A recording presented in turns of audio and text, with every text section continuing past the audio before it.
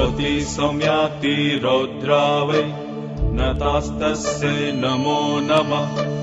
नमो जगत्प्रतिष्ठा वै देव्यै पित्रै नमो नमः। या देवी सर्वभूतेषु विष्णुमायेति शब्दिता नमस्तस्यै नमस्तस्यै नमस्तस्यै नमो नमः। या देवी सर्वभूतेषु चेतनित्यभिधीयते नमस्तस्यै नमस्तस्यै नमस्तस्यै नमो नमः।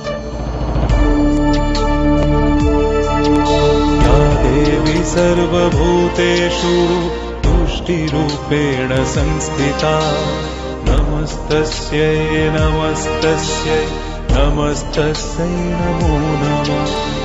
या देवी सर्वभूतेषु मातृरूपेण संस्थिता नमस्तस्यै नमस्तस्यै नमस्तस्यै नमो नमः। या देवी सर्वभूतेषु भ्रान्तिरूपेण संस्थिता नमस्तस्यै नमस्तस्यै नमस्तस्यै नमो नमः। इन्द्रियाणामधिष्ठात्री भूतानां चाखिलेषु या भूतेषु सततं तस्मै व्यक्तिदेव्यै नमो नमः। चितिरूपेण या कृत्स्ना देव्यै नमो नमः। चितिरूपेण या कृत्स्ना देव्यै नमो नमः।